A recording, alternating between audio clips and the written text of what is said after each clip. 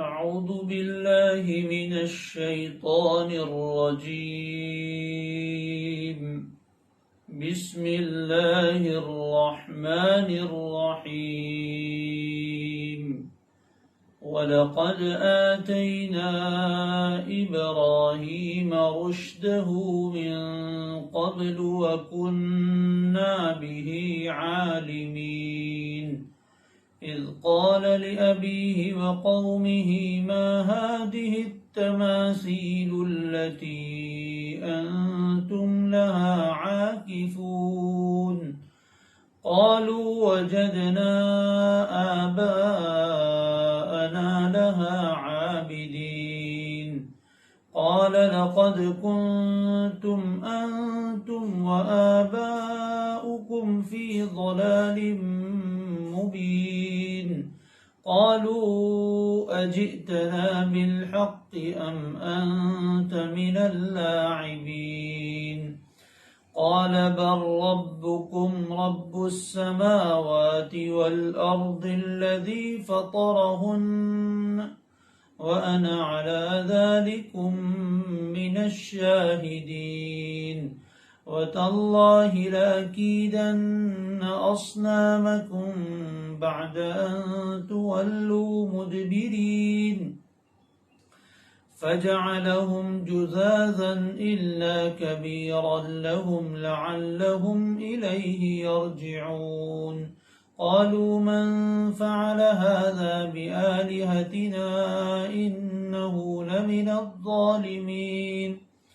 قالوا سمعنا فتى يذكرهم يقال له إبراهيم.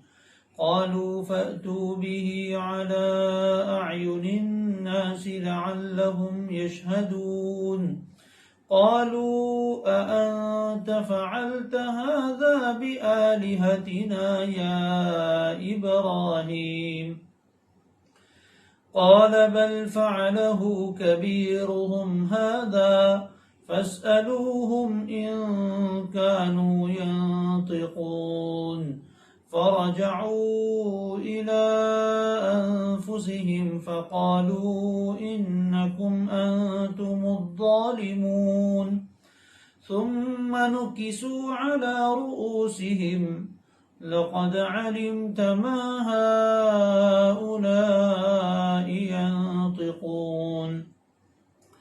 قال أفتعبدون من دون الله ما لا ينفعكم شيئا ولا يضركم أف لكم ولما تعبدون من دون الله أفلا تعقلون؟ قالوا حرقوه وانصروا آلهتكم إن كنتم فاعلين. قلنا يا نار كوني بردا وسلاما على إبراهيم وأرادوا به كيدا فجعلناهم الأخسرين. ونجيناه ولوطا إلى الأرض التي باركنا فيها للعالمين. ووهبنا له إسحاق ويعقوب نافلة وكلا جعلنا صالحين. وجعلناهم أئمة يهدون بأمرنا وأوحينا إليهم فعل الخيرات وإقام الصلاة وإيتاء الزكاة وكانوا لنا عابدين. صدق الله العظيم.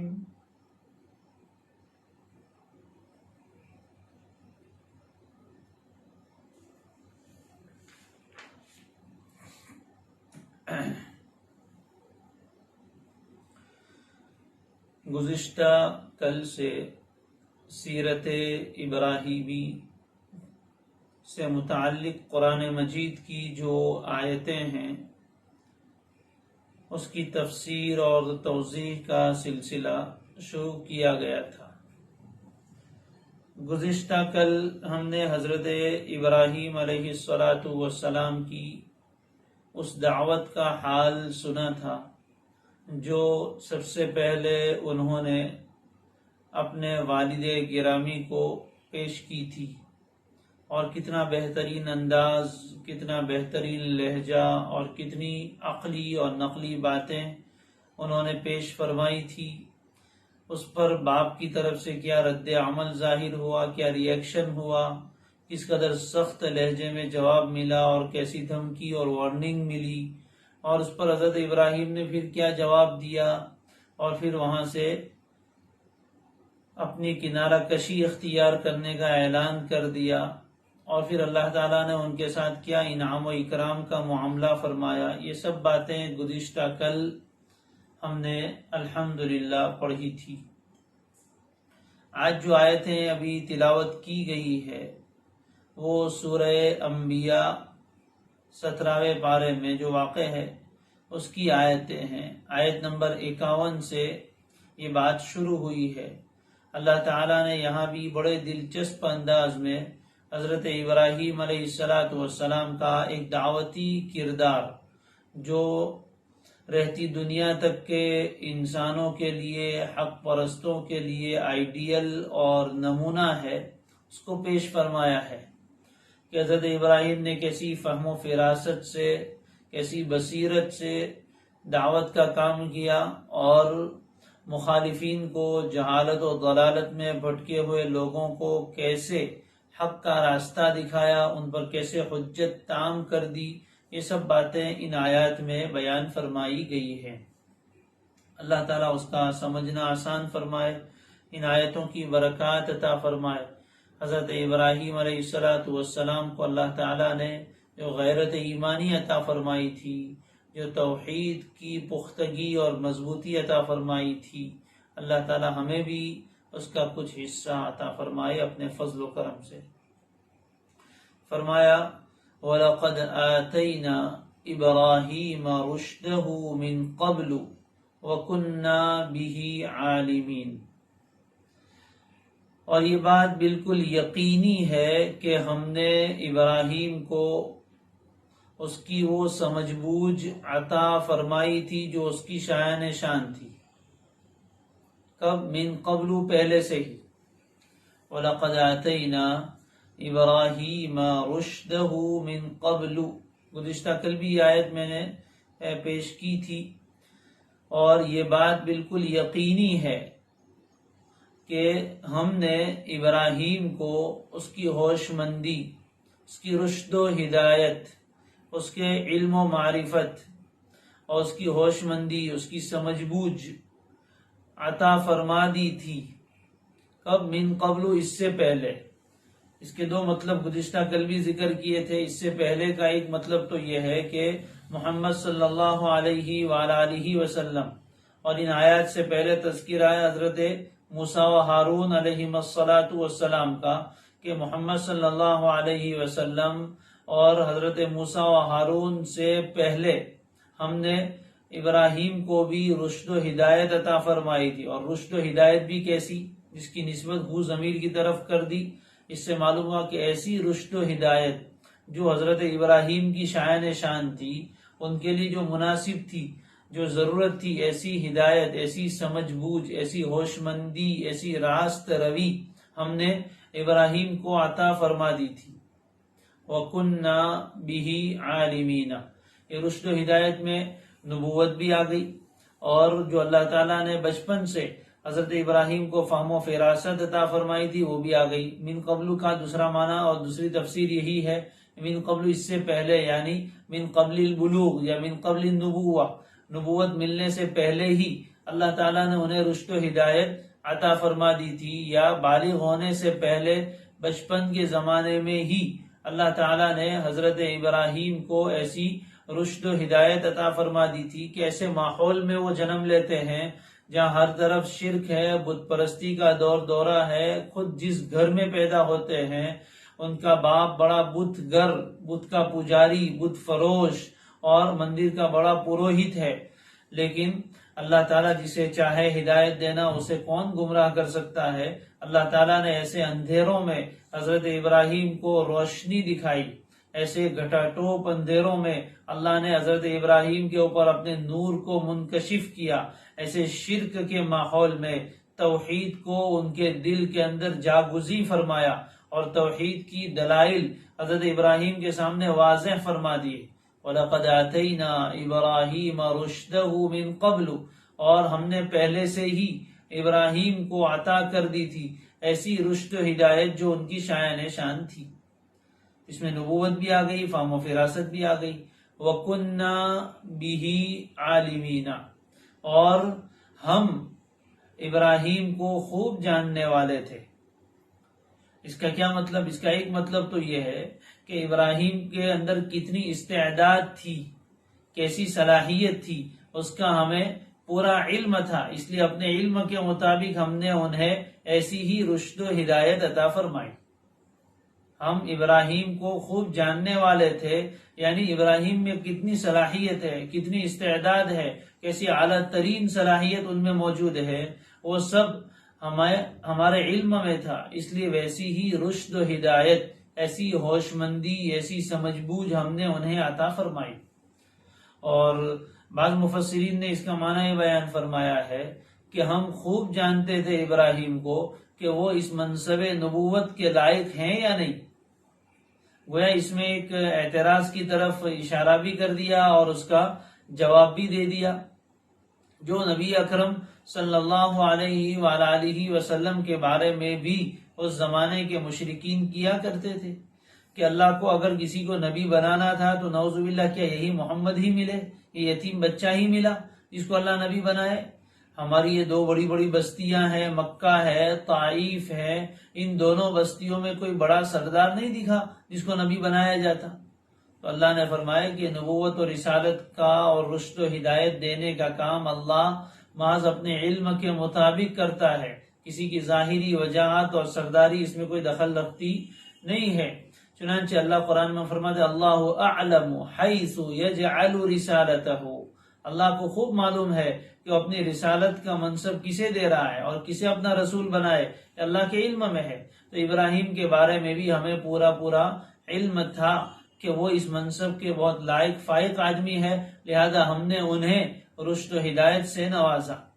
ان رشد و ہدایت کا ایک نمونہ آگے دکھا رہے ہیں کہ ایسے شرک کے ماحول میں اندھیروں میں کیسی روشنی لے کر حضرت ابراہیم کھڑے ہوئے اور ان میں کیسی جرأت، کیسی بے باکی، کیسی دلیری، کیسی بہادری تھی، اور حق کے اوپر وہ کتنے مستقیم تھے، کتنے مضبوط اور پختہ تھے۔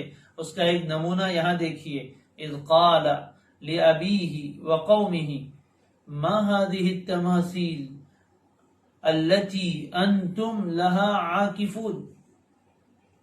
اس وقت کا تذکرہ کیجئے، یہ وقت بھی قابل ذکر ہے، اس کو بھی یاد کرنا چاہیے، خود بھی یاد کیجئے، دوسروں کو بھی یاد کروائیے، خود بھی ذکر کیجئے، دوسروں کے سامنے بھی تذکرہ کیجئے۔ اذ قال، جب کہا تھا، کس نے؟ ابراہیم نے۔ کس سے کہا تھا؟ لِأَبِيهِ، اپنے والد سے۔ کل بھی والد کو تو بہت باتیں سنائی تھی، لیکن اب ایک اور موقع آگے بڑھ کر باپ کے ساتھ ساتھ وَقَوْمِهِ، اپنی قوم سے بھی کہا، یعنی گھر سے دعوت نکلی اور قوم تک پہنچی، سماج اور معاشرے میں پہنچ گئی۔ اب پوری بستی کے لوگوں کو حضرت ابراہیم علیہ السلام نے اپنا مخاطب بنانا شروع کیا، دعوت کو اپنے گھر کی چہار دیواری تک محدود نہیں رکھا۔ باپ کو تو سمجھایا، وہ نہیں مانا، تو اب دوسرا موقع تلاش کیا جس میں کچھ لوگ جمع ہوں گے، باپ بھی موجود تھے اور ان کی قوم کے دوسرے لوگ بھی موجود تھے۔ ان کے درمیان حضرت ابراہیم علیہ السلام نے صدائے حق بلند فرمائی اور دعوت توحید کو ببانگ دہل اب ادا کرنے لگے۔ اذ قال لأبیہ وقومہ، اس وقت کو یاد کیجئے جب ابراہیم نے اپنے والد سے اور اپنی قوم سے یہ بات پوچھی، کہا تھا ما هذه التماثیل التي انتم لها عاکفون۔ تماثیل تمثال کی جمع ہے، اور تمثال کہتے کسی مورتی کو، جس کی کوئی صورت کسی چیز کی بنا دی جاتی ہے، اس مورتی کو، اس صورت کو، تصویر کو تمثال کہا جاتا ہے، اور اس کی جمع ہے تماثیل۔ حضرت ابراہیم کا یہ جملہ بہت بامعنی ہے، ما هذه التماثیل، یہ مورتیوں کی کیا حقیقت ہے؟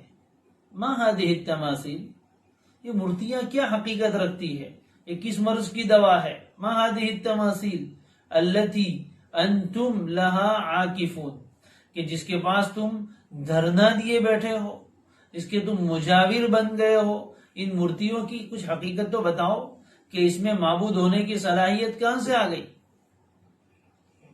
قرآن مجید میں دوسرے ایک موقع پر اللہ تعالیٰ فرماتے وَاتْلُ عَلَيْهِمْ نَبَأَ إِبْرَاهِيمَ إِذْ قَالَ لِأَبِيهِ وَقَوْمِهِ مَا تَعْبُدُونَ۔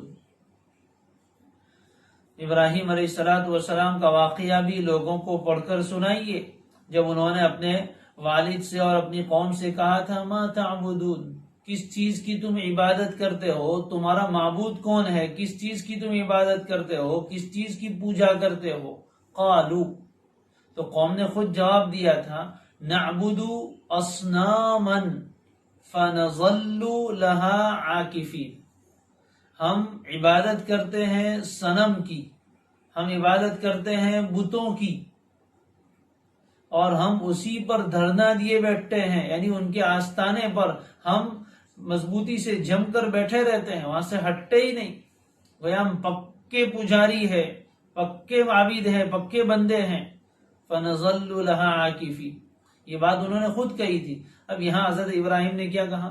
مَا هَذِهِ التَّمَاثِيلُ، اس میں حقارت کا لہجہ ہے، استخفاف کا لہجہ ہے اور تحقیر ہے۔ مَا هَذِهِ التَّمَاثِيلُ، حضرت ابراہیم نے یہ نہیں کہا یہ تمہارے بھگوانوں کی کیا حقیقت ہے، تمہارے معبودوں کی کیا حقیقت ہے، معبود کا نام نہیں لیا، تماثیل کہا، یہ مورتیاں ہیں، ان کی کوئی حقیقت تو بتاؤ۔ ما هذه التماثيل، یہ کیا مورتیاں ہیں جس پر تم دھرنا دیے بیٹھے ہو، جس کے تم مجاور بن گئے ہو اور وہیں پورا دن پڑے رہتے ہو اور ان کے آستانے پر چھپکے رہتے ہو، ان کی کیا حقیقت ہے؟ کون سی دلیل ہے ایسی کہ ان میں معبود بننے کی صلاحیت کہاں سے آ گئی؟ ذرا ماں حقیقت کے بیان کے لیے آتا ہے کہ اس کی حقیقت کیا ہے، ان مورتیوں کی کیا حقیقت ہے، کہ کچھ تو بتاؤ ذرا اس کی حقیقت، کہ جس کی وجہ سے ان بتوں میں معبود بننے کی صلاحیت پیدا ہو گئی ہو، ایسی کوئی صفت ان میں ہو، ایسا کوئی کمال ہو تو ذرا میرے سامنے بھی پیش کرو، کہ جس کی وجہ سے تم پورا دن وہیں جمے رہتے ہو، دھرنا دیے بیٹھے ہو، اس کے پجاری بن گئے ہو، مجاور بن گئے ہو۔ ظاہر ہے کہ ان کے پاس اس کی نہ کوئی نقلی دلیل تھی یعنی آسمانی اور نہ کوئی عقلی دلیل تھی۔ قالو، جواب میں باپ نے اور قوم نے کیا کہا؟ وجدنا آباءنا لها عابدین، یہی مشہور جواب ہے جو اس طرح کے لوگ دیا کرتے ہیں، انہوں نے کوئی دلیل پیش نہیں کی، ان پتھر کی مورتیوں کے معبود ہونے کی کوئی دلیل پیش نہیں کی، ایسی ان کی کوئی حقیقت نہیں بیان کر سکے جس کی وجہ سے وہ معبود بن جائے۔ تو جو دلیل میں کیا کہا کہ ہمارے پاس نقلی عقلی کوئی دلیل تو نہیں ہے، ہاں ایک سب سے بڑی دلیل ہے، وہ کیا؟ وجدنا آباءنا لها عابدین، ہم نے اپنے باپ دادوں کو انہی کی عبادت کرتے ہوئے پایا ہے، یہی دلیل، انا وجدنا آباءنا كذلك يفعلون، ہم نے اپنے باپ دادوں کو ایسا ہی کرتے ہوئے دیکھا تھا، ہم نے اپنے باپ دادوں کو یہی کی عبادت کرتے ہوئے پایا۔ یہی جواب مشرکین مکہ کا بھی تھا، یہی کہتے تھے باپ دادا کا دین کیسے چھوڑ دے، یہ حق ہو نہ ہو یہ ایک الگ بات ہے، لیکن ہمارے پاس تو دلیل اتنی ہے کہ ہمارے باپ دادا ایسا ہی کرتے چلے آ رہے، پرمپرا چل رہی ہے، یہ سلسلہ پہلے سے چلا آ رہا ہے، ایسا ہی چلتا آیا ہے، یہی چلن چل رہا ہے۔ کسی سے بھی پوچھا جائے اس کی کوئی وہ لاجک بیان نہیں کر سکتے، بلکہ وہی کہتے بھائی چلتا آیا ہے۔ یہی جواب ہمارے یہاں بھی لوگ دیا کرتے ہیں، یہی جواب ہمارے یہاں بھی لوگ دیتے ہیں، ان سے پوچھا جائے کہ بھائی آپ اپنے ان بتوں کی عبادت کرتے ہو تو اس کی کوئی دلیل، یہ کیسے خدا بن گئے؟ تو جواب میں کہتے ہیں کہ بھائی چلتا آیا ہے۔ خود میرے ساتھ ایک مرتبہ ایسا ہی واقعہ پیش آیا، ٹرین میں سفر ہو رہا تھا اور ایک بڑی عمر کے بابا بھی تھے ساتھ میں بیٹھے ہوئے، سفر چلتا رہا، کچھ بات چیت ہوئی تو میں نے پوچھا کہ کہاں جا رہے ہیں، اس طرح کی بات چیت چلی، اس کے درمیان انہوں نے بتایا جیسے ابھی موسم چل رہا ہے ویسا ہی کچھ موسم بھی تھا، یہی دن چل رہے تھے اور گنیش کی کچھ چیزیں قریب آ رہی تھی، ان کی رسومات. تو اس بابا نے کہا کہ میں فلاں علاقے میں جا رہا ہوں. تو پوچھا کیوں جا رہے ہیں؟ تو اس نے یہی بات پیش کی کہ اصل ہمارے یہاں ابھی گنیش کا تہوار آنے والا ہے اور میرے بابا نے پہلے سے بادھا مانی ہوئی ہے، اس لیے ہم ہر سال اس کی پوجا کرتے ہیں اور اس لیے میں جا رہا ہوں. تو میں نے بہت ادب کے ساتھ ان سے عرض کیا کہ بابا اگر آپ اجازت دے تو ایک بات کہنے کو جی چاہتا ہے. کہا ہاں بیٹے کہو. بہت پرسکون ماحول میں بات ہو رہی تھی. چنانچہ میں نے کہا کہ ایک بات مجھے سمجھ میں نہیں آتی کہ گنیش جی آپ کے بھگوان ہے؟ کہا کہ ہاں بھگوان ہے. میں نے کہا بھگوان کی آپ اس کو ابھی لاؤ گے اور 10 دن تک اس کی پوجا کرو گے؟ کہا کہ ہاں. اور پھر 11ویں دن اس کو لے جا کر کسی دریا میں کسی سمندر میں ڈبو دیں گے؟ کہا کہ ہاں. میں نے کہا اگر وہ بھگوان ہے، اس کی اتنے دن تک آپ نے عبادت اور پوجا کی ہے، تو پھر 11ویں دن اس کو پانی میں ڈبا دینا اور اوپر سے پھینک دینا، کیا یہ بھگوان کی توہین نہیں ہے؟ اس کی اہانت اور ذلت ہی نہیں ہے؟ اگر وہ حقیقت میں بھگوان ہے تو پھر ہمیشہ اس کی پوجا ہونی چاہیے. چند دن تک پوجا کر کے اس کو پانی میں پھینک دینا اور اس کی ایسی ذلتی کرنا، یہ کس طرح کی عبادت ہے؟ تو انہوں نے مجھے صاف کہا بیٹے، گجراتی میں بات کر رہے تھے، انہوں نے مجھے صاف کہا کہ بیٹے سب چلا آیا ہے، چلتا آیا ہے. یہی جواب وجدنا آبانا لہا عابدین، ہم نے اپنے باپ دادوں کو انہی کی عبادت کرتے ہوئے پایا ہے، یہی ہمارے لیے تو بہت بڑی دلیل ہے. اگرچہ حقیقت کے اعتبار سے یہ کوئی دلیل نہیں ہے، لیکن لوگوں کے اوپر اس کا بڑا گہرا اثر پڑتا ہے اور اس کی مخالفت کرنا بڑا مشکل کام ہے. کوئی بھی چیز پہلے سے چلی آ رہی ہو اس کو ختم کرنا ذرا مشکل ہے. ہمارے ہاں خود مسلمانوں میں دیکھ لیا جائے کہ اگر کوئی بدعت پہلے سے چلی آ رہی ہے، ان کے سامنے آپ قرآن و حدیث کی کتنے ہی دلائل پیش کرو، فقہا کی عبارتیں پیش کرو، وہ کہ آج تک سب غلط کر رہے تھے؟ یہی جواب ملتا ہے کہ آج تک کسی نے کیوں نہیں کہا، پہلے سے ایسا ہی چلا آ رہا ہے، اس لیے اس کو چھوڑنے کے لیے وہ تیار نہیں ہوتے. تو انہوں نے بھی یہی کہا کہ یہ اتنا کوئی آسان کام نہیں ہے. ظاہر تو ہو گیا، لیکن انہوں نے کہا ہماری دلیل تو یہی ہے کہ ہم نے اپنے باپ دادوں کو انہی کی عبادت کرتے ہوئے پایا ہے.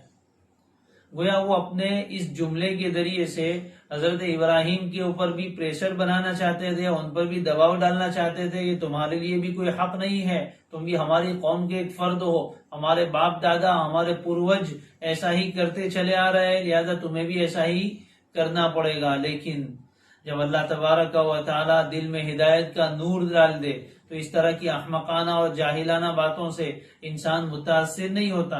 حضرت ابراہیم علیہ السلام نے 2 ٹوک لفظوں میں صاف الفاظ میں کیا کہا؟ قال لقد کنتم انتم وآباؤکم فی ضلال مبین. یہ میں ابھی پڑھنا آسان ہے، لیکن پوری قوم کے بیچ میں کھڑے ہو کر ایک آدمی کا یوں کہہ دینا جو حضرت ابراہیم کہہ رہے ہیں آسان کام نہیں ہے. حضرت ابراہیم نے تاکید استعمال کی، لقد، لام بھی تاکید کے لیے ہے اور قد بھی تاکید کے لیے ہے. کنتم انتم وآباؤکم فی ضلال مبین، یہ بات بالکل یقینی ہے کہ تم بھی اور تمہارے باپ دادے بھی کھلم کھلی گمراہی میں تھے. تم بھی کھلم کھلی گمراہی میں پڑے ہوئے ہو، یہ بت پرستی کر کے ان پتھر کی مورتیوں کو اپنا معبود بنا بیٹھے ہو. یہ غلط راستہ ہے، گمراہی ہے، بھٹکے ہوئے ہو تم بھی. اور تم کہتے ہم نے اپنے باپ داداؤں کو ایسے ہی پایا. تو باپ دادا اگرچہ یہ کر رہے تھے، یہ کوئی دلیل نہیں ہے، بلکہ وہ بھی گمراہی میں تھے، اور گمراہی بھی کیسی؟ مبین، بالکل کھلی اور واضح گمراہی تھی جس میں وہ بھی پڑے ہوئے تھے.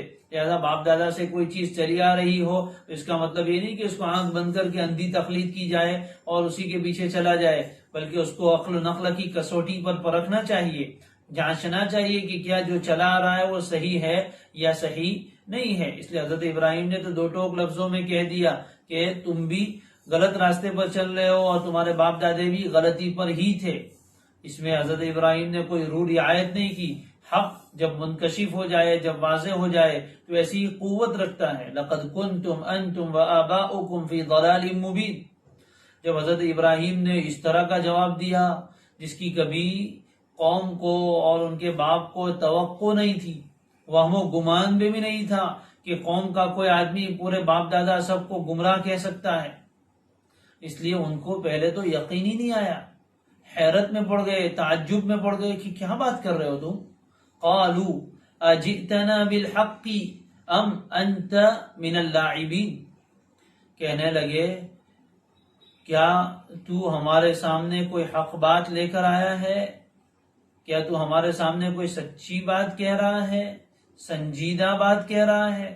ام انت من اللاعبین، یا تو ایسے ہی مذاق کرنے والوں میں سے ہے؟ یعنی جوانی کے نشے میں کچھ بھی بولے جا رہے ہو، یہ جوانی کی ترنگ ہے، جوانی کی لے لگتی ہے، کوئی سنجیدگی سے بات کہہ رہے ہو یا بس ایسے ہی استہزان اور مذاق من تم کو کچھ دل لگی سوجی ہے؟ یہ کیا کہہ رہے ہو؟ تو یقین نہیں آیا کہ کوئی آدمی سنجیدہ طور پر سچ مچ اس طرح کی بات ہماری قوم میں سے کرے گا، ایسا ان کے وہم و گمان میں نہیں تھا. اس لیے حضرت ابراہیم کا یہ جواب سن کر ورطۂ حیرت میں پڑ گئے، شوق ہو گئے کہ کیا ہوا، کیا بات کر رہے ہو؟ اجئتنا بالحق، کیا تو ہمارے پاس کوئی سنجیدہ بات کر رہا ہے، سچ مچ یہ کہہ رہا ہے؟ تیرا عقیدہ بھی یہی ہے یا پھر صرف اوپر اوپر سے کہہ رہا ہے اور دل لگی اور مذاق کر رہا ہے؟ کیا بات ہے؟ انبیاء اس معاملے میں کبھی مذاق نہیں کرتے اور اس طرح کی چیزوں کے بارے میں وہ دل لگی نہیں کرتے. اس لیے حضرت ابراہیم نے فوراً ضرب کاری لگائی، قال بل ربکم رب السماوات والارض الذی فطرہن وانا علی ذلکم من الشاہدین. حضرت ابراہیم نے فرمایا نہیں نہیں نہیں، یہ کون سی دل لگی کی بات کر رہے ہو، کون سی مذاق کی بات کر رہے ہو؟ میں کوئی دل لگی نہیں کر رہا ہوں، میں کوئی مذاق نہیں کر رہا ہوں، یہ بات بالکل سنجیدہ ہے، بالکل سچی ہے. میں یہی کہہ رہا ہوں کہ تم بھی اور تمہارے باپ دادے بھی سب کے سب گمراہی میں پڑے ہوئے تھے، کھلی گمراہی میں تھے، اور جنہیں تم نے معبود بنا رکھا ہے وہ حقیقت میں معبود نہیں ہے، وہ تمہارے رب نہیں ہے، وہ تمہارے کارساز اور تمہارے مولا نہیں ہے. میں یہ کہہ رہا ہوں تو پھر کون ہے رب؟ ربکم رب السماوات والارض، تمہارا رب وہ ہے جو آسمانوں کا بھی رب ہے اور جو زمین کا بھی رب ہے. الذی فطرہن، جس نے آسمانوں کو اور زمین کو پیدا کیا. فطرہ کے معنی پیدا کرنا، جس طرح خلقہ کے معنی پیدا کرنے کے، اسی طرح فطرہ کے معنی بھی پیدا کرنے کے ہیں. فرمایا کہ نہیں نہیں نہیں، مذاق نہیں کر رہا ہوں. ربکم، یہ میں صحیح بالکل سنجیدہ بات کہہ رہا ہوں، میں بالکل سیریسلی بات کر رہا ہوں، کوئی مذاق نہیں کر رہا ہوں. بل ربکم رب السما، یہ تمہارے معبود نہیں ہے جنہیں تم نے اپنا معبود بنا رکھا ہے، جن کی عبادت کرتے ہو، جن کے پاس دھرنا دیتے ہو، مجاور بنتے ہو، وہ تمہارے معبود نہیں ہے. میں تمہیں بتاتا ہوں کہ تمہارا معبود کون ہے. ربکم، تمہارا رب، تمہاری تمام ضرورتوں کا انتظام کرنے والا، تمہاری تربیت کرنے والا، تمہاری نشو و نما کرنے والا وہ ہے جو آسمانوں کا اور زمین کا بھی رب ہے. الذی فطرہن، جس نے آسمانوں کو اور زمین کو سب کو پیدا کیا ہے. اب یہ قوم جو بت پرستی میں مبتلا تھی اور ستارہ پرستی میں مبتلا تھی، یعنی ان کے کچھ معبود آسمانوں میں تھے، کچھ معبود زمین میں تھے. آسمان میں سورج، چاند، ستارے، جیسے کہ انشاءاللہ بیان آگے آئے گا، اور زمین پر یہ ساری مورتیاں تھیں، پتھر تھے. تو حضرت ابراہیم نے کہا کہ آسمان کا رب، تو آسمان کا جب رب ہے تو آسمان میں جو ستارے اور سیارے ہیں، سورج، چاند، ستارے جو بھی ہے، ان سب کا بھی وہ رب ہے.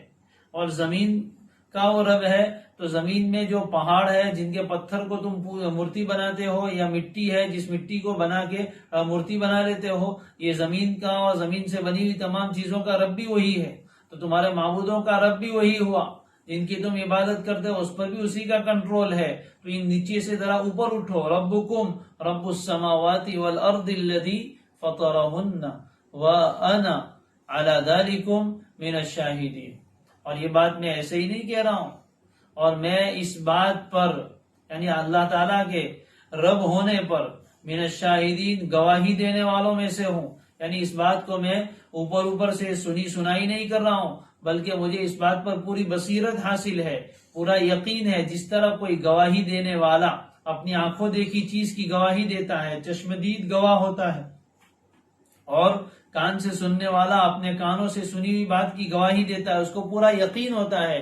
مجھے بھی اللہ تعالیٰ کے رب ہونے پر، رب السماوات والارض ہونے پر پورا یقین ہے، اور اسی کو میں اپنا رب مانتا ہوں. انا علی ذلکم من الشاہدین، اور میں خود مانتا نہیں، تمہیں بتاتا بھی ہوں، تمہیں دعوت بھی دے رہا ہوں. اور ساتھ ساتھ حضرت ابراہیم علیہ السلام یہ دعوت برملا علی الاعلان کھلم کھلا یہ بات بیان فرما رہے، کوئی ڈکی چھپی بات نہیں ہے، چپکے بات نہیں کی جا رہی۔ قال لأبیہ وقومی، پوری قوم ان کی مخاطب ہے اور باپ بھی سامنے کھڑا ہے۔ حضرت ابراہیم یہ دعوت برملا کھلم کھلا علی الاعلان کر رہے ہیں کسی موقع سے، اور وہیں آگے کی بات بھی وہ برملا اور علی الاعلان کہتے ہیں۔ وتاللہ، جب یہ سب بیان کرنے کے بعد بھی قوم ماننے پر آمادہ نہیں ہوئی، تیار نہیں ہوئی، یہ سب تمہاری باتیں صحیح، لیکن یہ آبائی سلسلہ جو چلا آ رہا ہے، باپ دادوں کی اور پروجوں کی جو پرمپرا چلی آ رہی ہے، اس کو چھوڑنے کا کام اتنا آسان بھی نہیں ہے، وہ چھوڑنے کے لیے تیار نہیں ہوئے۔ یہ حضرت ابراہیم نے پہلا مرحلہ دعوت کا مکمل کیا، وہ کیسے تھا؟ حجت تام کی، زبانی دعوت دے کر سمجھایا، لیکن حضرت ابراہیم علیہ السلام کا دور مشاہدے کا تھا، عقلی باتوں کو نہیں سمجھتے تھے، آنکھوں سے جو دکھتا تھا وہ سمجھتے تھے۔ حضرت ابراہیم نے کہا ٹھیک ہے، اب دوسرا مرحلہ انشاءاللہ میں شروع کروں گا، اور اس طرح کا کوئی مشاہدہ تمہیں دکھاؤں گا، آنکھوں دیکھا کچھ ایسا احوال بیان کروں گا جس سے تمہارے سامنے یہ بات اور زیادہ کھل کر آ جائے۔ اس لیے اسی موقع پر حضرت ابراہیم نے تو فرما دیا وَتَاللَّهِ لَأَكِيدَنَّ أَصْنَامَكُمْ بَعْدَ أَن تُوَلُّوا مُدْبِرِينَ، اور اللہ کی قسم، حضرت ابراہیم نے قسمیہ اور حلفیہ کلام کیا، وَتَاللَّهِ تا قسم کے لیے آتی ہے، وَتَاللَّهِ اور اللہ کی قسم، لَأَكِيدَنَّ کَعَدَ يَكِيدُ، اس کے معنی تو آتے خفیہ تدبیر کرنا، کوئی کام اس طور پر کرنا کہ سامنے والوں کو اس کا پتہ نہ چلے، اس کو کہتے ہیں قید، اس کا ترجمہ کبھی مکر بھی کر لیتے ہیں، خفیہ تدبیر بھی کر لیتے ہیں۔ لَأَكِيدَنَّ لام تاکید، با نون تاکید ثقیلہ ہے، یعنی بہت زیادہ پختگی، قسم بھی تاکید کے لیے، یہ دونوں بھی تاکید، اصنام صنم کی جمع ہے۔ حضرت ابراہیم نے کیا کہا؟ وَتَاللَّهِ اور اللہ کی قسم، میں ضرور بھی ضرور تمہارے بتوں کے ساتھ ایک معاملہ کرنے والا ہوں، ایک خفیہ ان کا آپریشن کرنے والا ہوں۔ لَأَكِيدَنَّ أَصْنَامَكُمْ، بعض مترجمین نے ترجمہ کیا اللہ کی قسم میں تمہارے ان بتوں کی گت بناؤں گا، میں تمہارے ان بتوں کا علاج کروں گا، ایک خفیہ آپریشن کرنے والا ہوں جو تمہیں پتہ بھی نہیں چلے گا۔ اس طرح کب کروں گا؟ بعد ان تولوا مدبرین، اس کے بعد کہ تم پیٹ پھیر کر چلے جاؤ گے۔ بعض علماء اور مفسرین فرماتے ہیں کہ حضرت ابراہیم علیہ السلام نے یہ کلام اپنے دل میں کیا تھا، سب کے سامنے نہیں کیا تھا، اور بعض کہتے ہیں کہ ذرا آہستہ کلام کیا تھا کہ کچھ لوگوں نے سنا اور بہت سارے لوگوں نے نہیں سنا، اور بعض فرماتے ہیں کہ نہیں، حضرت ابراہیم کا یہ کلام بھی برملا اور کھلم کھلا تھا، قوم کے سامنے یہ بات پہلے سے ہی کہہ دی، انہیں متنبع کر دیا کہ میں کچھ کروں گا جس سے تم سمجھو گے۔ وَتَاللَّهِ لَأَكِيدَنَّ أَصْنَامَكُمْ، تمہارے جو یہ معبودان ہیں، تمہارے جو یہ بت ہیں، ان کے ساتھ میں ایک خفیہ کام کرنے والا ہوں، ان کا علاج کرنے والا ہوں۔ تم جاؤ تو صحیح یہاں سے، بعد ان تولوا مدبرین، تم یہاں سے پیٹ پھیر کر چلے جاؤ گے، پھر میں یہ کام کروں گا اکیلے میں، پھر تمہیں سمجھ آئے گی کہ یہ تمہارے بت معبود ہے یا نہیں، یعنی عقلی دلائل سمجھ میں نہیں آتے ہیں، زبانی بات سمجھ میں نہیں آتی ہے، تو پھر کچھ عملی طور پر، پریکٹیکلی طور پر تمہیں کچھ دکھانا پڑے گا سمجھانے کے لیے، مشاہد کروانا پڑے گا، اور آنکھوں دیکھا حال جب تم دیکھو گے تب عقل ٹھکانے آئے گی، تب ہوش آئے گا تمہیں، ایسا میں کچھ کروں گا۔ اب اس پر یہ سوال ہوتا ہے کہ حضرت ابراہیم نے جب اتنا بڑا چیلنج کر دیا پہلے سے ہی اور علی الاعلان یہ بات کہہ دی، تو پھر قوم نے کچھ کیا نہیں، اس لیے کہ قوم کو اتنا اندازہ ہی نہیں تھا کہ قوم کا ایک فرد ان کے بتوں کے ساتھ اس قدر آگے تک معاملہ کر سکتا ہے اور حق کی دعوت میں وہ اتنا آگے بڑھ سکتا ہے، اس کا انہیں اندیشہ نہیں تھا اور اندازہ بھی نہیں تھا۔ چنانچہ وہ سمجھے کہ بس یہ تو جوانی کے جوش میں ایک بات کہہ رہا ہے، خالی کھولی دھمکی ہے، کوئی اس کی حقیقت نہیں ہے، وہ اس کو عملی جامہ نہیں پہنا پائیں گے، اس لیے انہوں نے کوئی بہت زیادہ اس بات کو دل پر نہیں لیا، گویا نظر انداز کیا، اگنور کیا کہ بس یہ تو بول رہا ہے، جیسے ایک دیوانے کی بڑھ ہوتی ہے اسی طرح یہ کچھ باتیں کہہ رہا ہے تو کہنے دو، وہ کچھ ہمارے بتوں کا بگاڑ نہیں سکتا ہے۔ یہ ان کا وہم تھا، ان کا اندازہ اور گمان تھا، اس لیے انہوں نے کوئی احتیاطی تدابیر بھی خاص اختیار نہیں کی، مندر میں کچھ تالے والے بھی نہیں لگائے اور وہاں کوئی پہرا بہرا بھی نہیں بٹھایا، لیکن حضرت ابراہیم تو پہلے سے کہہ چکے تھے کہ اللہ کی قسم میں تو ضرور بھی ضرور تمہارے بتوں کی گت بناؤں گا، ان کا ایک خفیہ آپریشن کرنے والا ہوں، ان کا علاج کروں گا۔ کب؟ بعد ان تولوا مدبرین، تمہارے پیٹ پھیر کر جانے کے بعد۔ چنانچہ حضرت ابراہیم علیہ السلام موقع کی تلاش میں رہے ہوں گے۔ دوسرے سورہ صافات میں ہے کہ قوم کہیں جانے والی تھی، ایک موقع تھا، بعض مفسرین فرماتے ہیں کہ کچھ میلہ بیلا لگتا تھا سالانہ ان کا، اس میں اور شہر سے باہر بڑا میلہ لگتا تھا، سب لوگ وہاں جاتے تھے اور کچھ اس طرح کی مشرکانہ رسومات وہاں بھی ادا کی جاتی تھی، کچھ سیر و تفریح کا سامان بھی ہوگا۔ قوم وہاں اس مقررہ دن پر جانے لگی اور سبھی لوگ جاتے تھے۔ حضرت ابراہیم نے موقع غنیمت سمجھا، حضرت ابراہیم کو بھی دعوت ملی اس میلے میں شرکت کرنے کی کہ آپ بھی چلیے۔ حضرت ابراہیم نے فرمایا انی سقیم، یہ توریہ کیا تھا اور کہا کہ میں تو بیمار ہوں، یعنی میرا جی نہیں چاہتا، وہاں جاؤں گا تو یہ شرک کی بیماری مجھے بھی لگ سکتی ہے، اس لیے میں تو وہاں نہیں آتا۔ چنانچہ حضرت ابراہیم علیہ السلام وہاں شریک نہیں ہوئے اور اپنی بستی میں ہی رہے، قوم پوری کی پوری میلے ٹھیلے میں چلی گئی۔ اب حضرت ابراہیم نے موقع پایا، بڑے جری تھے، بڑے بہادر تھے، بڑے باہمت تھے، چنانچہ حق کی دعوت کے لیے آگے بڑھے اور پہنچ گئے مندر میں جہاں یہ سب مورتیاں اور بت رکھے ہوئے تھے، ہاتھ میں کلہاڑا ہے، وہاں انہوں نے بہت ساری مورتیاں رکھی تھی، ایک بڑا بت تھا اور اس کے علاوہ باقی چھوٹے چھوٹے شتنگڑے بھی تھے، دوسرے چھوٹے بت بھی تھے۔ یہ سب وہاں پہنچے، حضرت ابراہیم دیکھے ہوئے تو تھے ہی ان کی عبادت گاہ کو، وہاں گئے اور حضرت ابراہیم علیہ السلام نے دوسری آیتوں میں ہے کہ ان سے پوچھا ما لکم لا تنطقون، کیا ہوا بولتے نہیں ہو نا تم؟ ما لکم لا تنطقون، کیا ہوا تمہیں، بولتے کیوں نہیں ہو؟ اور پھر حضرت ابراہیم علیہ السلام نے کلہاڑا اٹھایا اور وہ کام کیا جس کو آگے کی آیت میں بیان فرمایا، فَجَعَلَهُمْ جُزَازًا إِلَّا كَبِيرًا لَهُمْ۔ حضرت ابراہیم علیہ السلام نے اپنی قوم کو صحیح معنی میں سبق پڑھانے کے لیے یہ اقدام کیا ہے اور قوم کا ہوش ٹھکانے لانے کے لیے، جیسے میں نے پہلے ذکر کیا کہ وہ دور مشاہدے کا دور تھا، جو آنکھوں سے دکھتا تھا وہی لوگ مانتے تھے۔ چنانچہ فَجَعَلَهُمْ جُزَازًا، جزاز کے معنی پاش پاش کر دینا، ٹکڑے ٹکڑے کر دینا، چورا چورا کر دینا۔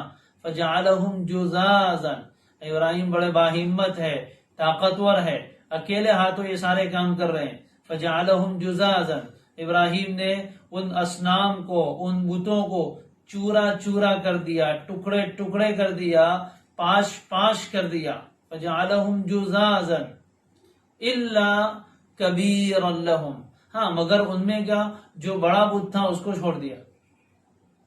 حضرت ابراہیم کا یہ خفیہ پلاننگ تھی ان کی، وہ اس کے ذریعے سے قوم کو صحیح راستہ دکھانا چاہتے تھے، اس لیے یہ کام کیا۔ حضرت ابراہیم کے پہلے دماغ میں پہلے سے ایک پلاننگ تھی، سوچ تھی کہ ایسا کروں گا تو اس کے بعد قوم کا ریئیکشن کیا ہوگا اور پھر میرا جواب کیا ہوگا، یہ ساری چیزیں پہلے سے دماغ میں لے کر بیٹھے ہیں اور موقع تلاش کر رہے تھے۔ فَجَعَلَهُمْ جُزَازًا إِلَّا كَبِيرًا لَهُمْ، حضرت ابراہیم نے ان بتوں کو پاش پاش کر دیا، چورا چورا کر دیا، مگر ان میں کا جو بڑا بت تھا اس کو چھوڑ دیا۔ کیوں چھوڑ دیا؟ لَعَلَّهُمْ إِلَيْهِ يَرْجِعُونَ، تاکہ یہ لوگ اسی بت کی طرف رجوع کرے، یا تاکہ وہ لوگ ابراہیم کی طرف رجوع کرے۔ الہی کی ضمیر کا مرجع دونوں ہو سکتا ہے۔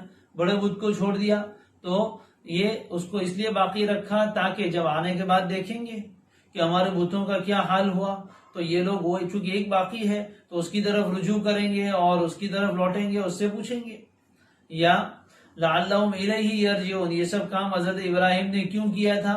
یہ بتوں کو چورا چورا کیوں کیا؟ تاکہ یہ لوگ حضرت ابراہیم کے پاس لوٹ کر آئے اور ان سے تفتیش کرے اور حضرت ابراہیم کو ایک موقع ہاتھ لگے قوم کو سمجھانے کا، اس لیے یہ کام کیا۔ چنانچہ روایتوں سے معلوم ہوتا ہے کہ حضرت ابراہیم علیہ السلام اس بڑے بت خانے میں گئے اور وہاں جا کر انہوں نے سارے چھوٹے چھوٹے مورتیوں اور بتوں کو توڑ دیا اور ایک بڑے کو باقی رکھا اور کلہاڑا بھی اسی کے اوپر لٹکا کر واپس گھر آ گئے اور اپنے کام میں مشغول۔ قوم جب فارغ ہو کر وہاں سے آئی اور انہوں نے مندر میں جا کر دیکھا تو ہکے بکے رہ گئے، ان کے تو ہوش ٹھکانے نہیں رہے، ہیبت زدہ ہو گئے کہ یہ کیا ہوا۔ ان کو تو یقین نہیں آ رہا تھا کہ ہم آنکھوں سے کیا دیکھ رہے ہیں۔ جن خداؤں کی خدائی کا دعوے دار تھے اور جن کو اپنا حاجت روا اور مشکل کشا سمجھتے تھے، یہ تو خود مرے پڑے ہیں، ٹوٹے پھوٹے ہیں، کیا ہو گیا؟ کس نے ان کے ساتھ یہ معاملہ کیا؟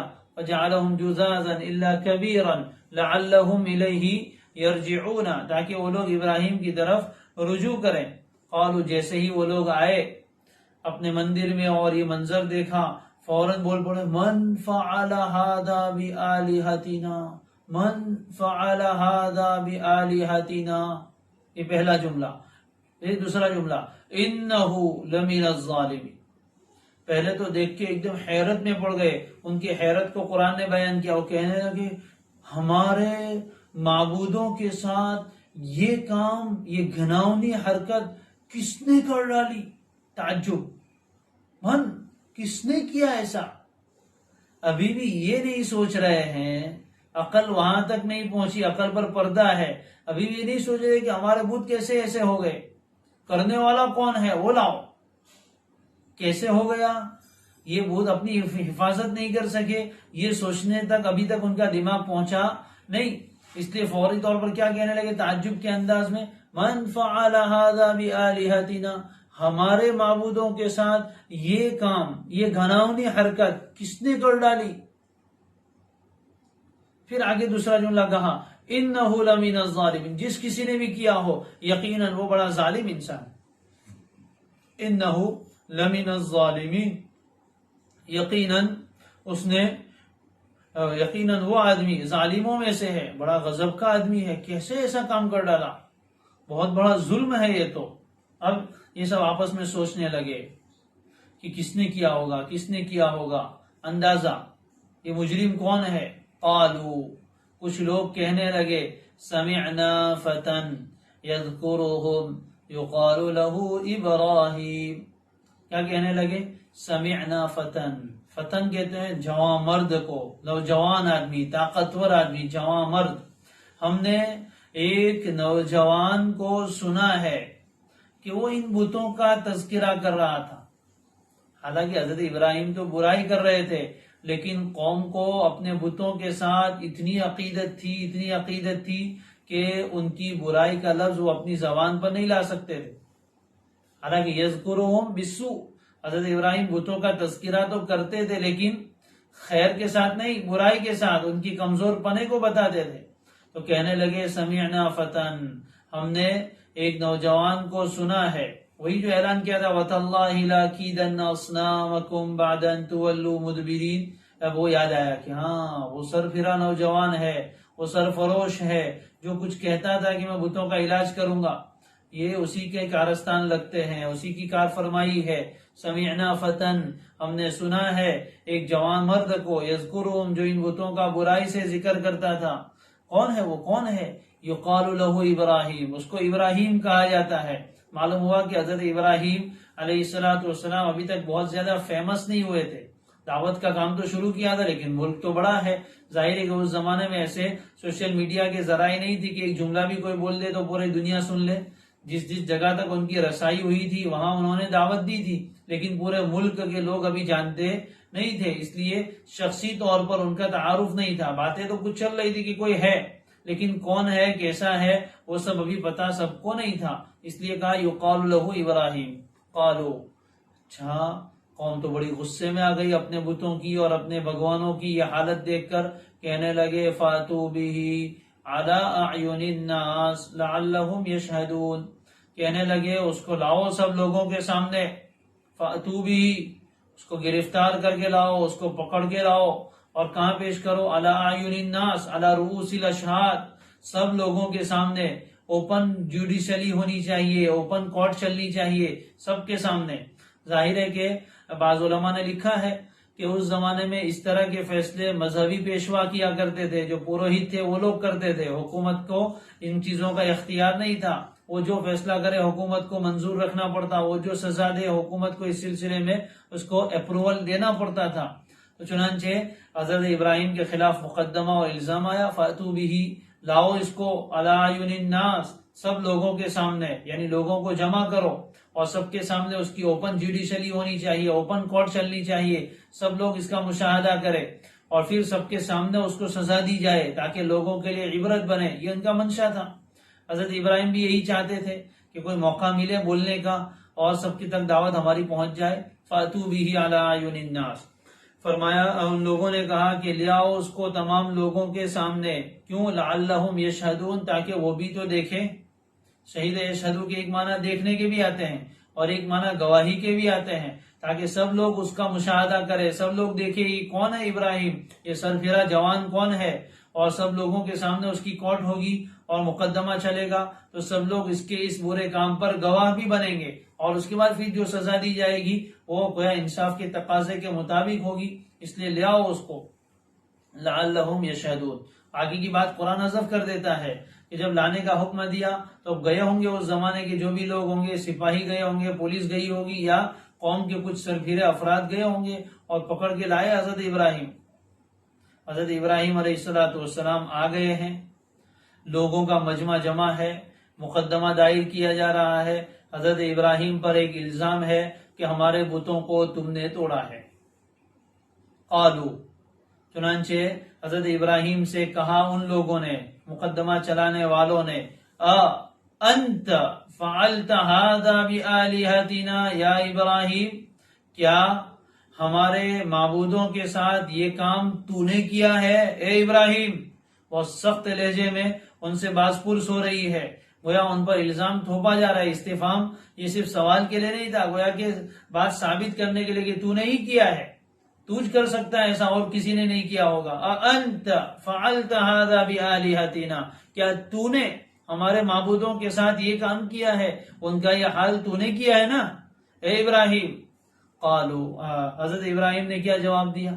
حضرت ابراہیم تو اسی کے انتظار میں تھے، پہلے سے ان کے ذہن میں تھا کہ میں ایسا کروں گا، اس کے بعد مجھے چھپنا نہیں ہے، ایسا کام کر کے کہیں روپوش نہیں ہو گئے، کہیں بھاگ نہیں گئے، زیر زمین نہیں چلے گئے، بلکہ موجود رہے، انتظار میں ہی تھے کہ جب ایسا ہوگا اور الزام میرے اوپر ہی آئے گا اور مجھے لایا جائے گا، مجھے جواب دینا پڑے گا، سب چیزیں پہلے سے سوچ کر رکھی تھی اور اسی کے مطابق وہ کام بھی کیا تھا۔ اس لیے حضرت ابراہیم نے وہ بڑے بت کو جو باقی رکھا تھا اس کی حکمت سنیے۔ قال، حضرت ابراہیم نے کہا نہیں نہیں نہیں، بل فعلہ کبیرہم ھذا، تم میرے اوپر الزام ڈالتے ہو، حالانکہ کیا تو حقیقت میں حضرت ابراہیم علیہ السلام نے ہی کیا تھا۔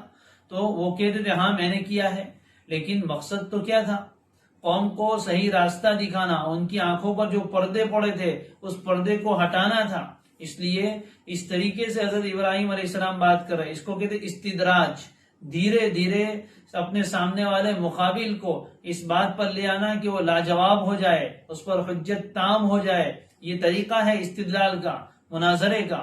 حضرت ابراہیم علیہ السلام بھی اپنی قوم کو اسی موڑ پر لانا چاہتے تھے جہاں جا کر ان کا باطل ہونا اور حضرت ابراہیم کی دعوت کا حق ہونا ایسا ظاہر ہو جائے کہ اس کے بعد ان کے پاس کوئی جواب باقی نہ رہے۔ چنانچہ مشاہدہ دکھایا اور اس کے بعد حضرت ابراہیم نے کیا جواب دیا؟ بل فعلہ کبیرہم ھذا، بل سے پہلے لا معذوف ہوتا ہے۔ ابراہیم نے کہا نہیں، یعنی میں نے نہیں کیا، بلکہ ان کے اس بڑے نے ہی یہ کام کیا ہے۔ لگتا تو ایسا ہی، دیکھو نا، کلاڑا بھی اسی کے پاس ہے اور وہ صحیح سلامت ہے، باقی سب ٹوٹے پھوٹے پڑے ہوئے ہیں، تو لگتا تو یہی ہے کہ اسی بڑے بت نے یہ کام کیا ہے۔ گویا اس میں حضرت ابراہیم علیہ السلام نے ان کے عقیدے پر بڑی کاری ضرب لگائی، اس لیے کہ ان کا عقیدہ یہ تھا کہ یہ بت جو ہے محافظ ہے۔ بت کیا ہے؟ محافظ۔ اپنے مندر میں ایک بڑا بت تھا اور اس کے بعد چھوٹے چھوٹے بت تھے، یہ بڑا بت کو ان کا عقیدہ یہ تھا کہ یہ سب کی حفاظت کرتا ہے، ان چھوٹے بتوں کی بھی۔ تو اب یہ تو صحیح سلامت ہے اور کوئی آ کر انہیں توڑ گیا ہو تو پھر تمہارے عقیدے کے مطابق تو اس بڑے بت کو ان بتوں کی حفاظت کرنی چاہیے تھی، لہذا تمہارے عقیدے کے مطابق کوئی دوسرا تو آ کر یہ کام نہیں کر سکتا، اس لیے کہ اتنا بڑا بھگوان حفاظت کے لیے موجود ہے، اس کی ہوتے ہوئے کوئی کیسے ان بتوں کو توڑ سکتا ہے؟ یہ ان کے عقیدے پر چوٹ لگا رہے کہ تمہارا عقیدہ یہ ہے کہ یہ جو بڑا بت ہے وہ محافظ ہے، جب وہ محافظ ہے تو اس کے ہوتے ہوئے تو کوئی ان بتوں کا کچھ برا کر سکتا نہیں۔ اگر اس کے صحیح سلامت رہتے ہوئے کسی دوسرے نے آ کر یہ کام کیا ہے تو اس کا مطلب یہ ہوا کہ تمہارا عقیدہ غلط ہے، کہ تمہارے عقیدے میں یہ بڑا بت سب کا محافظ ہے لیکن وہ تو حفاظت نہیں کر سکا، جیسے تم دیکھ رہے سب ٹوٹے پھوٹے چورا چورا پڑے ہوئے ہیں۔ اس لیے لامحال اب یہی کہنا پڑے گا کہ اسی بڑے بت نے ناراض ہو کر ان سب کو توڑ پھوڑ دیا ہے۔ جس طرح سمندر میں بڑی مچھلی چھوٹی مچھلی کو کھا جاتی ہے، اسی طرح یہ بڑا بت ان سے ناراض ہو گیا کہ سب لوگ آ کے ان کی پوجا کرتے ہیں، وہ آج ان سے کسی بات پر ناراض ہو گیا ہے اور سب کو اسی نے توڑ پھوڑ کر دیا ہے۔ بل فعلہ کبیرہم ھذا، پھر آگے حضرت ابراہیم نے ایک اور ضرب لگائی، مجھ سے کیا پوچھتے ہو، فاسألوہم، انہی ٹوٹے ہوئے بت ابھی موجود ہیں نا ان کے ٹکڑے، فاسألوہم، انہی سے پوچھ لو، ان کانوا ینطقون، اگر یہ بولتے ہوں تو۔ یہ بہت بامعنی جملہ ہے، فاسألوہم۔ حضرت ابراہیم نے پہلا جملہ تو کیا کہا، میں نے نہیں کیا، بل فعلہ کبیرہم ھذا، یہ جو بڑا بت ہے نا اسی نے یہ کام کیا ہے۔ کیوں اس کی طرف منسوب کیا؟ اس کی وجہ معلوم ہو گئی کہ تمہارا عقیدہ یہ ہے کہ وہ محافظ ہے اور وہ تو صحیح سلامت ہے، تو اس کے ہوتے ہوئے کوئی دوسرا آدمی آ کر توڑے یہ تو تمہارے نزدیک ممکن نہیں ہے، اور اگر اس کے ہوتے ہوئے کسی نے آ کر توڑ دیا تو معلوم ہوا کہ یہ محافظ نہیں، اس لیے تمہارے عقیدے کے مطابق یہ بات تو نہیں ہو سکتی، تو اب یہی کہنا پڑے گا کہ اسی نے ان سب کو توڑ دیا ہے، ناراض ہو گئے اور کسی بات پر وہ غصہ ہو گیا ہے۔ پھر آگے کہا کہ اب یہ بت تو پڑے ہوئے ہیں چورا چورا، فاسألوہم، یہ بھی تو چھوٹے سے ہی لیکن بت تو تھے ہی، تو ان سے ہی پوچھ لو نا، یہی بتائیں گے اپنی داستان، ان کانوا ینطقون، اگر یہ بولتے ہوں تو پھر انہی سے پوچھ لو۔ یہ ظاہر ہے کہ سب کو پتا تھا، حضرت ابراہیم کو بھی پتا تھا کہ وہ بولنے والے نہیں ہے، لیکن ان کو سجھا رہے ہیں کہ کیسی بے جان چیزوں کو اپنا معبود بنا بیٹھے ہو، کیسے پتھر کی اور مٹی کی مورتیوں کو اپنا بھگوان بنا بیٹھے ہو، اس کی عبادت کرتے ہو، جن کو کوئی آ کر توڑ جائے تو وہ اپنی حفاظت نہیں کر سکتے۔ اصل تو یہ بتانا تھا کہ جب خود اپنی حفاظت نہیں کر سکتے تو تمہاری کیا حفاظت کریں گے، یہ خود اپنے آپ کو نہیں بچا سکتے تو تمہیں کیا بچائیں گے۔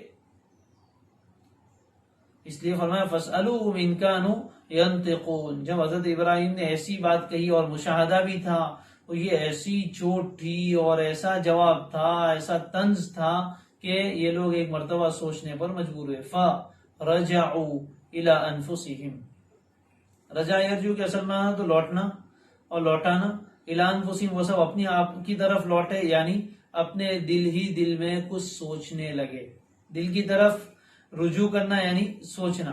فرجعوا الی انفسہم، اس پر وہ اپنے دلوں میں سوچنے لگے کہ بات تو صحیح ہے، ہم ہی شاید غلط ہیں، بات تو یہ جو کہہ رہا ہے وہ صحیح ہے، ہمارا عقیدے کے مطابق تو یہ بڑا بھگوان محافظ تھا، اس کو حفاظت کرنی چاہیے تھی اگر کوئی اور آ کے توڑ گیا تو، لیکن حفاظت نہیں کی، اس لیے لگتا ہے کہ اسی نے توڑا ہوگا۔ ابراہیم کی بات تو معقول لگتی ہے۔ فرجعوا الی انفسہم، وہ خود اپنے ہی دل میں کچھ باتیں سوچنے لگے، ذرا سی روشنی ہوئی اور دماغ پر ذرا کلک ہوا، تھوڑی سی دیر کے لیے پردے ہٹے، حقیقت منکشف ہوئی، لیکن یہ حقیقت کا اتنا انکشاف کافی نہیں تھا، سالہ سال کی گرد جمی ہوئی تھی اور دلوں میں یہ شرک کا عقیدہ بیٹھا ہوا تھا، آبائی تعصب تھا کہ وہ باپ دادا کا مذہب ہے اس کو کیسے چھوڑ سکتے ہیں، یہ تعصب تھا،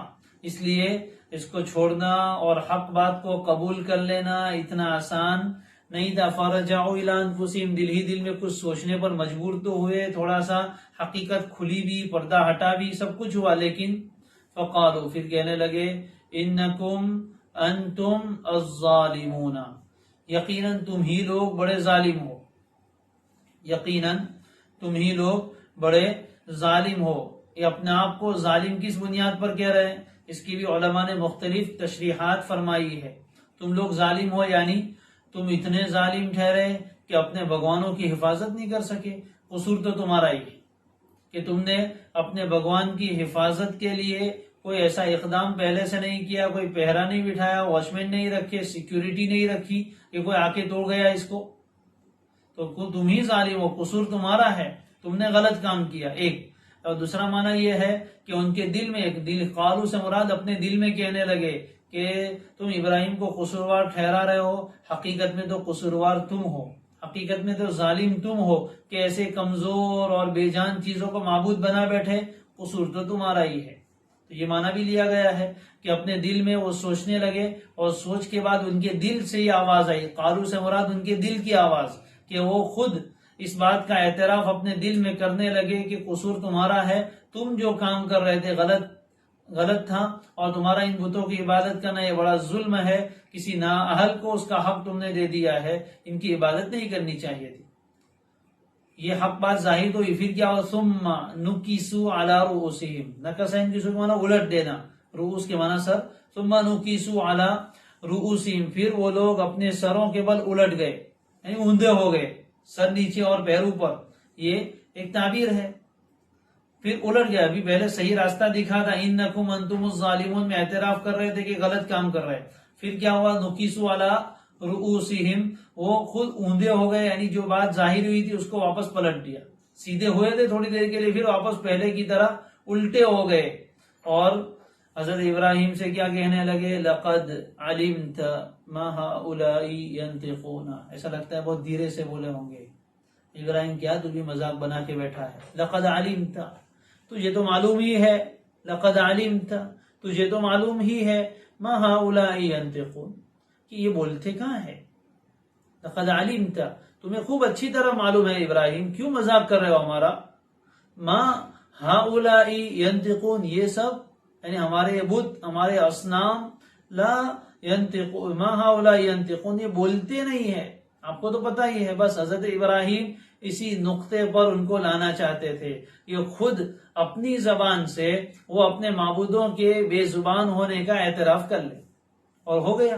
یہ پہلے سے حضرت ابراہیم کی پلاننگ تھی، سوچ تھی کہ کیسے ان کو لایا جائے، چنانچہ جب یہ سب معاملہ ہوا تو یہ یہاں تک تو آ گئے، لقد علمت ما هؤلاء ينطقون، ابراہیم آپ کو تو معلوم ہی ہے کہ یہ بولتے نہیں ہے۔ حضرت ابراہیم نے اب بہت شد و مت کے ساتھ، بڑی قوت کے ساتھ ضرب لگائی دلوں پر، قال افتعبدون من دون اللہ ما لا ينفعكم شيئا ولا يضركم، حضرت ابراہیم نے فرمایا کیا بھلا تم اللہ کو چھوڑ کر ایسوں کی عبادت کر رہے ہو جو تمہیں نہ کچھ نفع پہنچاتے ہیں اور نہ کچھ نقصان۔ اب حضرت ابراہیم نے کہا کہ ایسے نہ بولنے والے، نہ سننے والے، نہ دیکھنے والے، نفع نقصان کے کچھ بھی اختیار نہ رکھنے والے چیزوں کی عبادت کر رہے ہو اللہ کو چھوڑ کر، شرم نہیں آتی ہے، اتنی سمجھ نہیں، افلا تعقلون، کچھ عقل چلتی ہے کہ نہیں، کیسے کام کر رہے ہو، افتعبدون من دون اللہ، اللہ کو چھوڑ کر ایسوں کی عبادت کر رہے ہو جو لا ينفعکم شیئا، تمہیں کچھ بھی نفع نہیں پہنچاتے، ولا يضرکم، اور کچھ نقصان تمہارا نہیں کر سکتے، پھر کیوں ایسی بے جان چیزوں کے پیچھے پڑ کے اپنی اتنی قیمتی زندگی کو ضائع کر رہے ہو، اف لکم ولما تعبدون من دون اللہ، بہت سخت لہجہ اختیار کیا، تف ہے، اف بمانا تف، گویا اس کو اپنی زبان میں یوں کہ حقارت کے لیے، حقارت کو ظاہر کرنے کے لیے یہ کلمات ہے، اف۔ قرآن میں دوسری جگہ بھی ولا تقل لہما اف، اپنے ماں باپ کو اف تک نہ کہو، یہ لفظ ہم بولتے یہی اف لکم، اف لکم تمہارے لیے تف ہے، تف ہو تم پر، تھوک ہے تمہارے اوپر، تو حقارت کا لہجہ تمہارے لیے بھی، وَلِمَا تَعْبُدُونَ مِن دُونِ اللَّهِ، اور اللہ کو چھوڑ کر جن کی تم عبادت کرتے ہو ان پر بھی تف ہے، ان پر بھی لعنت ہے، تمہارے اوپر بھی اور تمہاری معبودوں پر بھی، تم پر بھی افسوس ہے اور تمہارے ان معبودوں پر بھی افسوس ہو رہا ہے، کیا کر بیٹھے، اتنی عقل اللہ نے دی تھی اس کو کہاں بیچ کر آ گئے، اف لکم ولما تعبدون من دون اللہ، تف ہے تمہارے اوپر بھی اور تمہارے اللہ کو چھوڑ کر جن کی تم عبادت کرتے ہو ان پر بھی، افلا تعقلون، کیا بھلا تم کچھ سمجھتے نہیں ہو، افلا تعقلون، کیا بھلا تم کچھ سمجھتے نہیں ہو، عقل استعمال کرتے ہو کہ نہیں۔ یہ حضرت ابراہیم کے دل کا درد تھا جو نکل رہا تھا ان الفاظ میں، اف لکم ولما تعبدون من دون اللہ افلا تعقلون، یہ درد بھرا لہجہ ہے، افلا تعقلون، کیا تم سمجھتے نہیں ہو، عقل استعمال نہیں، تھوڑا تو سوچو، اپنے دماغ پر زور ڈالو کہ جو تم کر رہے ہو صحیح ہے۔ اللہ نے اتنی عقل دی، اتنی شرافت اور عزت دی، اور ایسی بے جان چیزوں کے سامنے جھک رہے ہو، اپنا انسلٹ کر رہے ہو، اپنا مقام گرا رہے ہو، اللہ کا حق مار رہے ہو، کیا کر رہے ہو تم؟ یہ حضرت ابراہیم کا درد بھرا لہجہ تھا جو انہیں یہاں تک لے آیا۔ اب حق تو آشکارا ہو گیا، حق تو ظاہر ہو گیا، وہ سمجھ گئے کہ ہم جو کر رہے ہیں وہ غلط ہے، ابراہیم جو کہہ رہے ہیں وہ صحیح ہے۔ لیکن حق کو قبول کرنے کے لیے معنی کیا تھا؟ تعصب، ہٹ دھرمی، کٹ حجتی۔ معلوم ہے کہ ہم غلط ہے، لیکن اگر اپنی غلطی کا اعتراف کریں تو پھر آج تک غلط کام کر رہے تھے یہ ثابت ہوگا، ہمارے باپ دادے غلطی پر تھے یہ ثابت ہوگا، اور ان کا تکبر، ان کی انانیت، ان کا ایگو اس میں مجروح ہوتا تھا، وہ اس کو قبول کرنے کے لیے تیار نہیں تھے۔ لیکن ابراہیم تو تھے کہ رکنے کا نام نہیں لیتے تھے، ہر موقع استعمال کرتے تھے، اور اس طرح کا کوئی موقع ہاتھ سے جانے نہیں دیتے تھے۔ یہاں ایک بہت اہم بات بھی علماء نے نقطے کے طور پر بیان فرمائی کہ حضرت ابراہیم نے اپنی دعوت پہنچانے کے لیے کوئی بہت لمبے چوڑے خرچے نہیں کیے، اور لمبے چوڑے جلسے جلوس نہیں کیے، بلکہ انہی کے ذریعے سے ایسا منظر سجایا کہ بغیر پیسے کے، گویا یوں کہ 1 روپیہ خرچ کیے بغیر اپنی دعوت بھی سب کو پہنچا دی۔ یہ دعوت حضرت ابراہیم سب کو پہنچانا چاہتے تھے، پوری قوم کو۔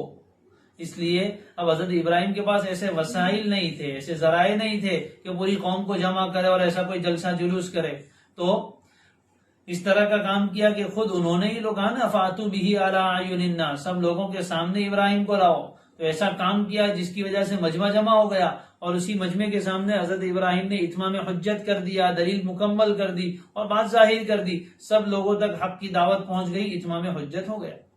بس اتنا ہی انبیاء اس کے مکلف ہوتے ہیں، زبردستی کسی کو دین میں لانے کے نہیں۔ افلا تعقلون، اب قوم آگے کیا ری ایکشن کر رہی ہے، حضرت ابراہیم کے اوپر کیا فیصلہ ہوگا، وہ انشاءاللہ کل۔ سبحان اللہ وبحمدہ، سبحانک اللہم وبحمدک، نشہد ان لا الہ الا انت ونستغفرک ونتوب الیک۔